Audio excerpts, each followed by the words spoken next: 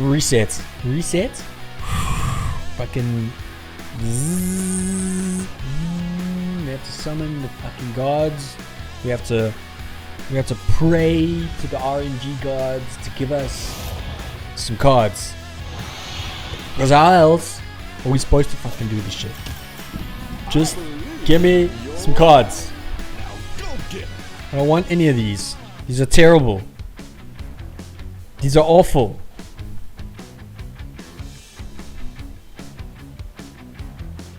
I don't want the shit. It may not be the most powerful. Leave me. Say that you'll leave me. Ah.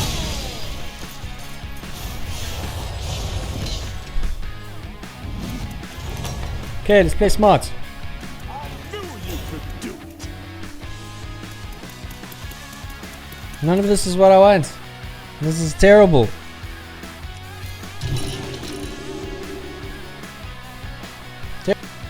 Hang in there. You can do this.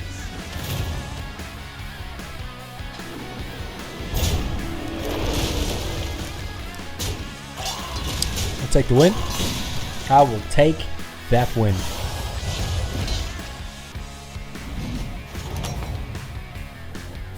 I knew you could do it. Okay.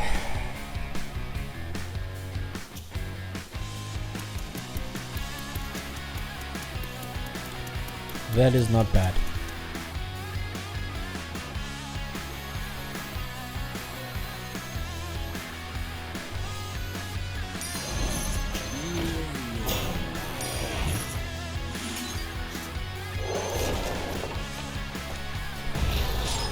I mean, it could be better, but you know, things could always be.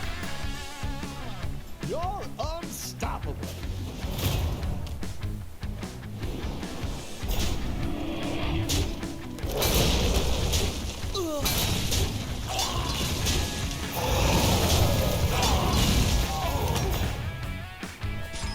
It's dangerous out there, but I know you can handle it. Chaos god Slanesh was born, and born violently. The cataclysmic explosion in the heart of the Eldar realm annihilated billions. Only a small number of Eldar survived, those who were in places the apocalypse could not reach. The Eldar civilization was nearly all destroyed, the spirits of the slain devoured by Slanesh. It left a wound in real space, a massive warp rift called the Eye of Terror. In that, death of the Eldar Empire heralded the birth of the Imperium, and mankind inherited the stars. The Emperor's Great Crusade, now fully underway, aims to reunite the worlds of humanity, but under his banner. The Xenos races would also be purged, for he wanted to ensure that the tragedies of the past be prevented from occurring again. The Astronomicon was constructed on Terra, a psychic beacon powered by the Emperor's own might. Navigators can use the Astronomicon to pilot their ships through the otherwise unnavigable chaos of warp space. As the Great Crusade pushed out across the stars and worlds were claimed by the Imperium, eventually the Emperor found and turmoil. Yet after reuniting with their sons, these ultimate generals brought the word of the Emperor to the corners of the galaxy. Worlds who would not willingly join the Imperium of Man were brought into compliance by harsher means. Far beyond even the Space Marines, their powers and abilities rivaled those of the Emperor himself. Furthermore, no two were alike, each one an embodiment of a different facet of their father's character, and the legions each developed their own preferences for warfare. They truly were magnificent. Unfortunately, the history of the Imperium recounts the titles of only 18 legions, yet 20 Primarchs were created. The fates of the 2nd and 11th legions are entirely unknown.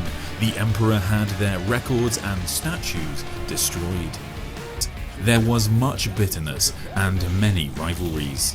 Magnus the Red, the Primarch of the Thousand Suns, was blessed with much of his father's incredible psychic talent, yet some of his brothers, notably Leman Russ and Mortarion, found Magnus's excessive use of psychic powers to be potentially dangerous. After a great debate, the Emperor issued the Edict of Nicaea, decreeing that all legions beyond the use of navigators and astropaths would no longer employ psykers. And Magnus was not the only Primarch to have felt slighted by the Emperor. Decades earlier, Lorgar and his wordbearers were rebuked by the Emperor for spreading worship and promoting the divinity of the Master of Mankind against the ideals, and then banned its usage. He had abandoned the Great Crusade. He had abandoned the Thunder Warriors. What would happen to Horus and his sons when the Great Crusade was over? Most damning of all, perhaps the Emperor was attempting to ascend to godhood himself. Magnus had foreseen this and projected his mind into the vision, where he begged his brother not to give in to the temptations of chaos. But it was not enough. The Chaos Gods offered Horus power, and he grasped it. They healed his wound, and Horus returned, now their champion. None the wiser, through all of this, the Emperor was working on a most important task, the Webway project. The Webway, also known as the Labyrinth Dimension, is an extra-dimensional space partitioned off from the Immaterium, created by an ancient and long-gone race, known only as the Old Ones. It is used by the Elder for faster-than-light travel. It is far more efficient than warp travel, and, most importantly, bypasses the depredations of chaos. Using a powerful device, the Golden Throne, to access the Webway, he sought to remove humanity's reliance on warp travel, depriving chaos of its power. Humanity's ascendancy on the galactic stage would then be assured. However, Magnus the Red was about to do something, maybe, perhaps, a little bit wrong. Seeking to warn the Emperor, psychically, he projected himself through the warp into the Webway to Terra, right past the wards that the Emperor had constructed to keep the Imperial Palace safe. Things took a turn for the worse quickly. The initial explosion and the following wars to keep demons from overwhelming Terra killed thousands. Henceforth, the Golden Throne would become the Emperor's prison, as his immense power was required to prevent demons from flooding into Terra. Not only was Magnus's warning not heeded, but Leman Russ was dispatched to bring him to justice. After Horus manipulated the orders, the Space Wolves fell upon Prospero with a righteous fury, in a show of irony that still makes the denizens of the warp laugh with glee. The Primarch who tried to warn the Emperor of Horus's betrayal succumbed to chaos, used sorcery to spirit himself and what remained of his sons away. Now, in service to Zeech, Magnus would eventually come to serve behind Horus. The War Master needed many allies amongst his brothers. Mortarion, Angron and Fulgrim joined the War Master and purged the loyalist elements from their ranks.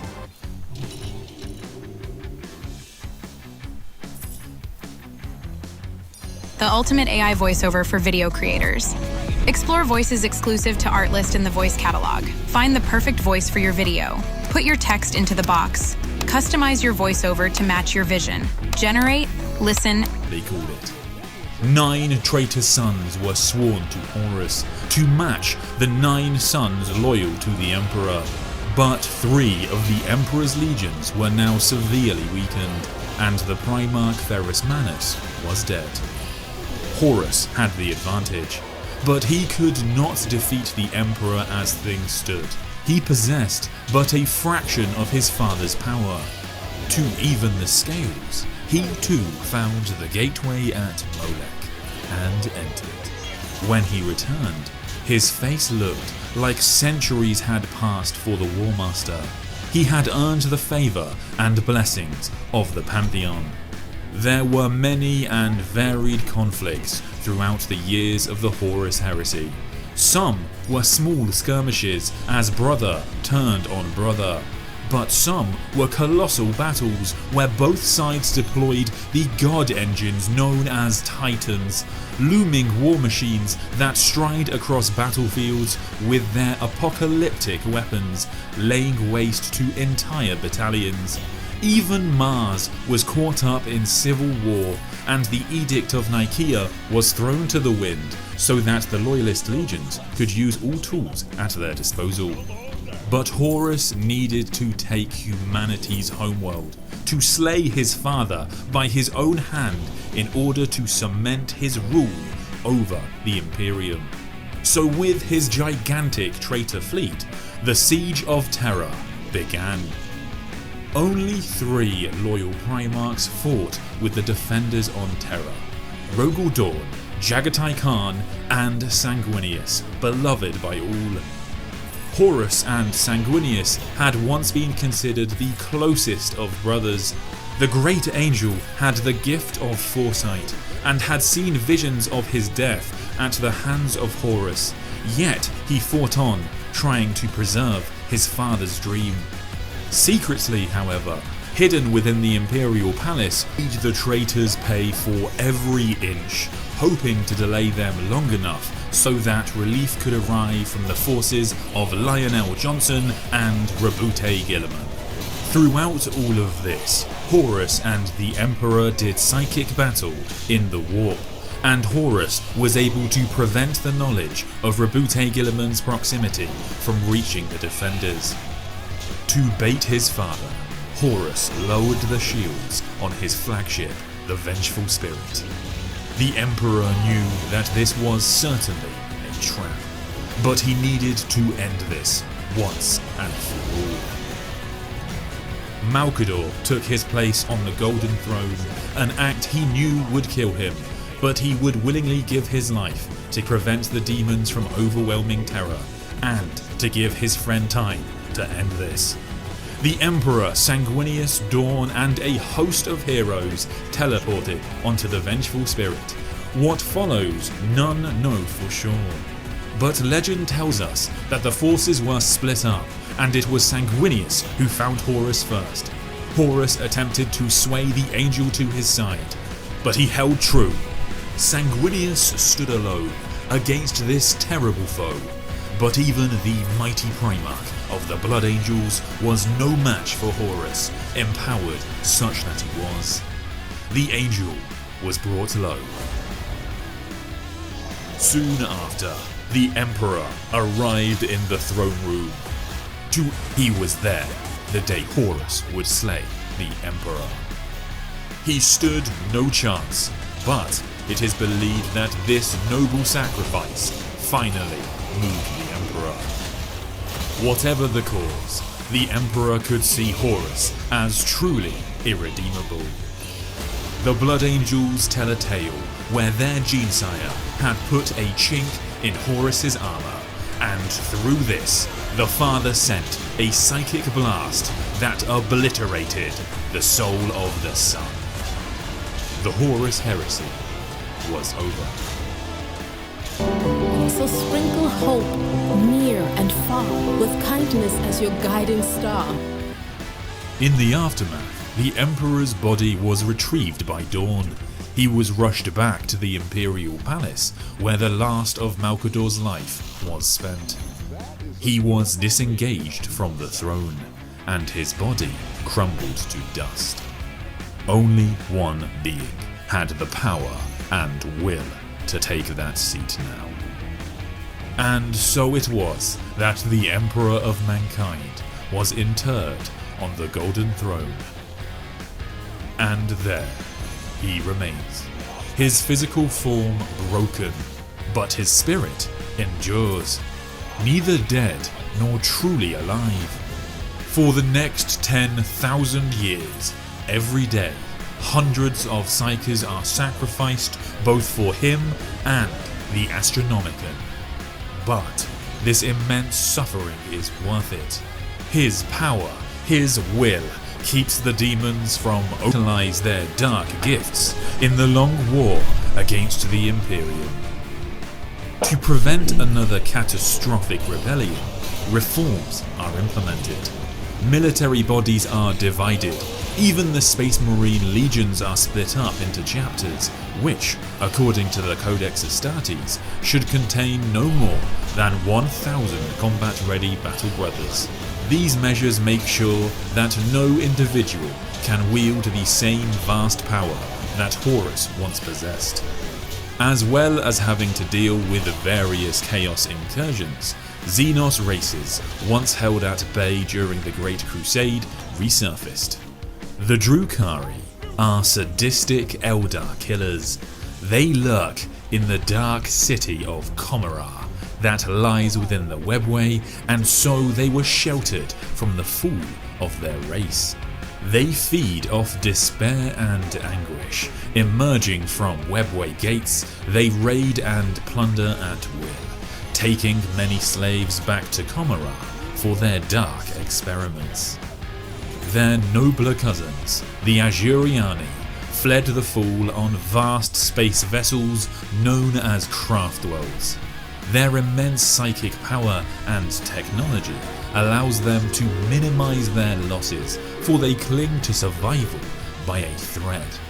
War hosts only engage after the reading of the Skeins of Fate and lengthy debates by councils of Farseers, warlocks, and senior military leaders. Don't be fooled by their barbaric nature. The Orcs pose a formidable threat. They thrive on battle and mayhem. The infighting amongst the many competitive and violent warbands, tribes and clans is thought by some to be the only reason that they have not conquered the galaxy. For when enough Orcs unite under a powerful war boss, the resulting war is nearly unstoppable. 1500 years after the heresy, for example, one called the Beast led a huge force that nearly claimed Terra itself. The Emperor's remaining loyalist sons are now long gone. They go missing, some are presumed dead. Only one lives, and barely. Rabute Gilliman of the Ultramarines had his neck cut by the poisoned blade of his brother Fulgrim after the heresy. He was put in stasis on the edge of death. He sits as static as his father, but a morbid symbol of the age of Primarchs, of the time when the Emperor strode the galaxy. As for those fallen sons, 6 traitor Primarchs persist. They have ascended to demonhood, bound to their patron gods in eternal servitude, but wielding almost godlike powers. Time and again, they bring calamity down on the worlds of the Imperium. And so who is left to run the Imperium? The High Lords of Terra now wield incredible power. Beneath them, bureaucrats, the Adeptus Terra, organize the Imperium.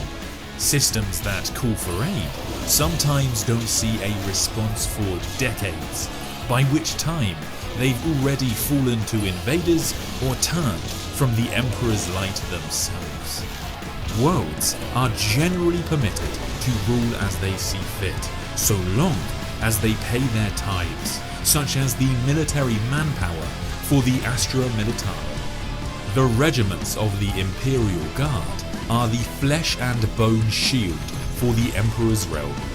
They may not have genetic enhancement or technological superiority, but they do have their overwhelming weight of numbers and enough artillery, mechanized support, and lasguns to fill the air with apocalyptic levels of firepower. Such immense military might is at the beck and call of the shadowy organization of the Inquisition. Inquisitors are able to requisition whatever military assets that they require for their mission. that mission being the survival of the Imperium. Inquisitors act with the authority of the Emperor's own hand. To deny them is death. They will deal it out mercilessly and even unleash the ultimate sanction of exterminatus upon worlds that they consider lost. Over the millennia, many times, the Imperium expands, shrinks, is split, then stitched back together. Imperial forces, and in particular the Adeptus Mechanicus of Mars, will go to any lengths to recover an STC, lost knowledge from the Dark Age. But humanity stagnates in many ways. Superstition is abound, and the fear of abominable intelligence is still great. This is one of the reasons that the reclusive leagues of Votan keep their Votan ancestor cores secret from outsiders. These ancient thinking machines provide them with wisdom, and other sapient machines, the Ironkin, are even integrated into the species society as equals. The Kin are an abhuman clone race of expert miners, traders, and warriors that live amid the extreme worlds of the galactic core. Tough in body, mind, and bravery, they use their highly advanced technologies to take what they need and ensure that they do not dishonor their ancestors.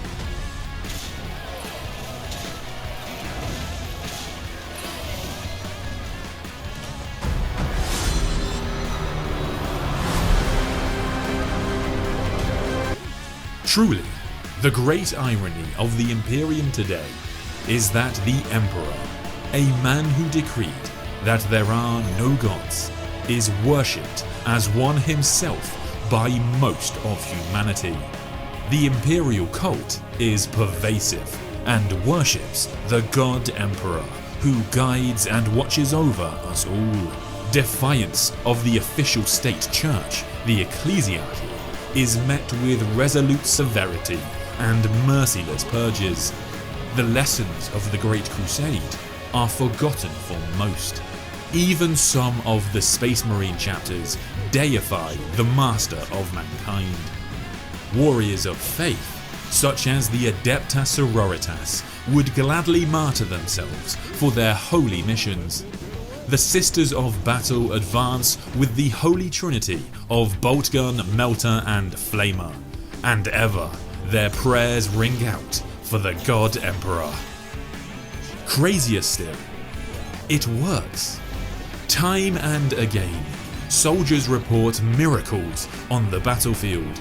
Devout believers find themselves surviving against overwhelming odds, guided by his golden light. The phrase, "the Emperor protects," is given new meaning. More Xenos threats arise to challenge humanity's rule. Like the Tau, a young but technologically confident race intent on carving out their own empire. They are guided by the ethereals and their philosophy of the greater good, and so their armies of fire warriors and alien allies aim to bring their hope and enlightenment to the darkness of bleak stars. But they, like most Xenos threats, pale in comparison to the Tyranids and the Necrons.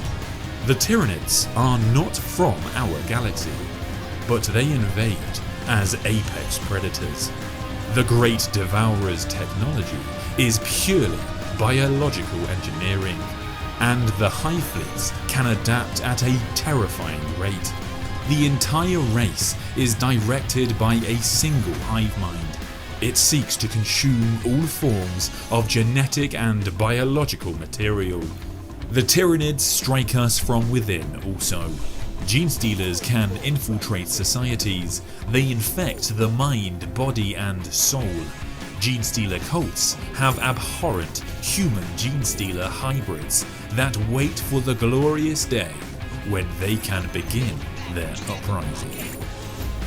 Millions of years before our time, the Necrontyr were suffering greatly from the solar winds and radiation storms of their planet.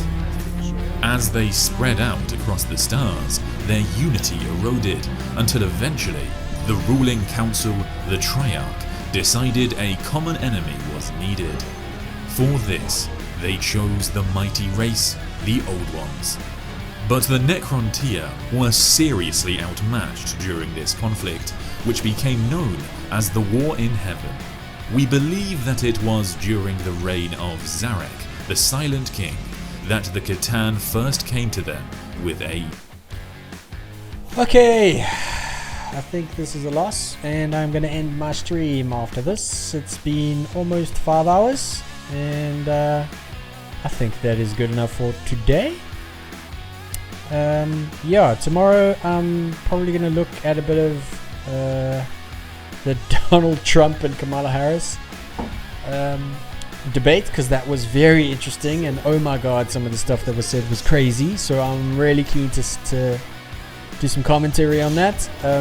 But yeah, I will be ending my stream very shortly. I'm probably going to lose here, so this will be the end of it. We'll see how this goes though.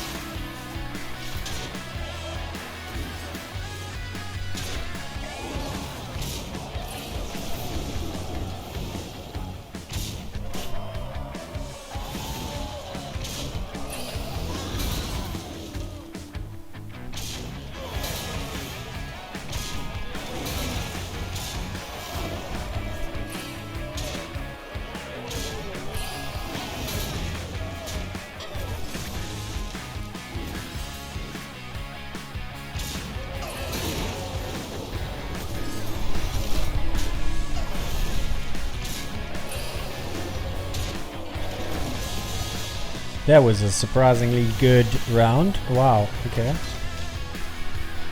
Let's see if we can keep that up. I just need one card. Like, in all honesty. It would be great. Just once to get one card. Because, oh my god. No, that's not too bad. Just one card, guys. Please. Please.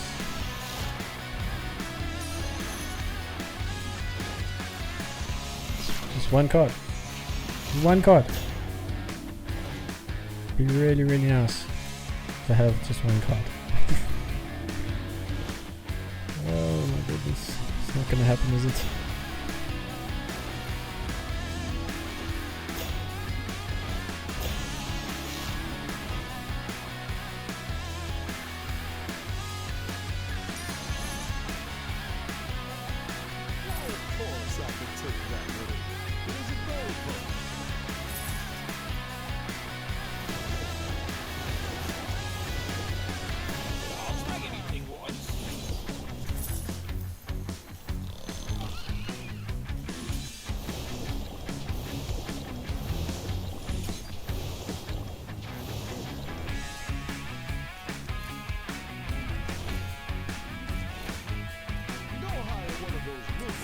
Join our team.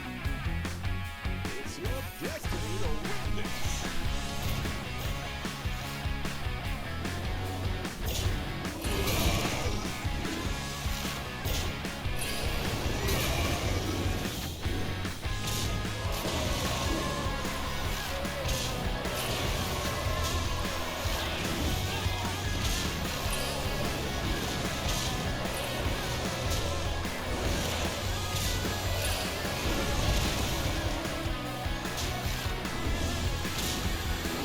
Wow.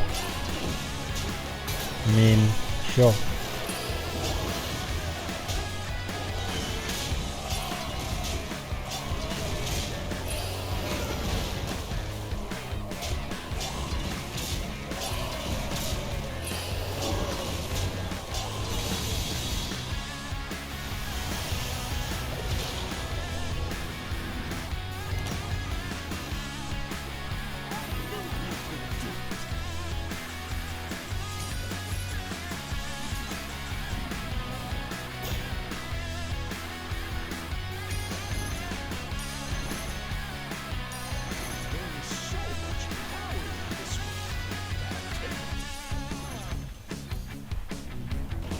One card. Just one card. Let's go. Please. Just one card.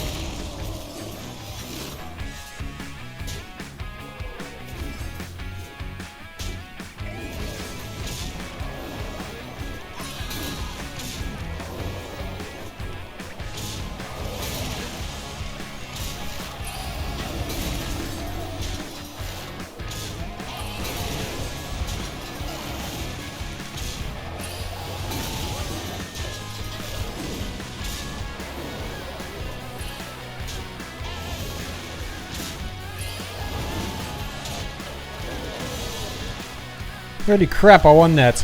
Boom! What a play! What a play! That's a nice way to end the stream. First place. Hells yes. That was a damn good play, man. Damn good play. Damn right. That's what I'm talking about. Super good. Super, super good. Cool. Alright, that's the stream. Thank you very much. I will see you guys all tomorrow.